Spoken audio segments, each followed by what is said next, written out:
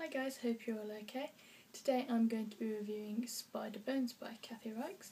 I got this when it first came out about 3 years ago and got about 100 pages into it, and I just couldn't get any further with it. So after 2 years of it sitting on the shelf collecting dust, I thought I'd give it another go. This book is, I think it's the 13th in the series of, I'm not sure how many, obviously there's at least 13. It's about a forensic anthropologist called Temperance Brennan, who some of you might recognise the name from the TV series Bones. At the start of the book, Temperance is called out to a lake in Quebec where they find a victim who's drowned in the lake. Upon further discovery, they find that this man has supposedly already died. He was killed in Vietnam and is buried somewhere else in the country. She then has to go out to Hawaii. She ends up taking her daughter with her because her daughter has just found out that her landlord / lover, I'm not really sure, has been killed.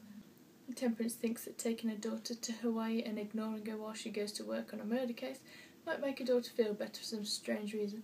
At that point in the story, her taking her daughter seems a bit strange, but it does lead to something later in the book. While she's in Hawaii, it comes up that there are about 3 or 4 different bodies, all of which are linked to each other, but they've all been misidentified, so then they have to try and figure out who is who. It's okay at the start, there's just a couple of bodies, but when there's 3 or 4 and they refer to them as like reference numbers, it's really quite confusing. There's so many acronyms, it really does get quite confusing quite quickly, and I found myself having to keep going backwards looking, trying to figure out what these things are supposed to mean.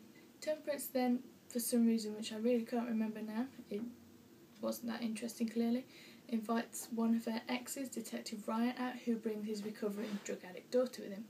His and Temperance's daughter really don't get on at all, they're fighting, and I really felt that in such a short book this kind of distracted from the main story. Without giving away too many spoilers, it does make sense in the end and they do become part of the plot. In the TV series she does come across as quite boring, but there are other characters, so it's just that's the way she is, but everybody else is quite interesting, so it makes the TV series watchable.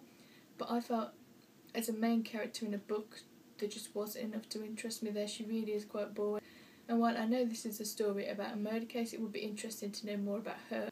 I do like crime, but I didn't feel hooked or anything with this book. It was more of a chore to read, if anything. I did get halfway through it and think about putting it down, but I persevered. I've got another one of her books on my shelf, Fatal Voyage I think it's called. I'll probably read that at some point when I've got nothing else to read, but I'm not really expecting much from that either.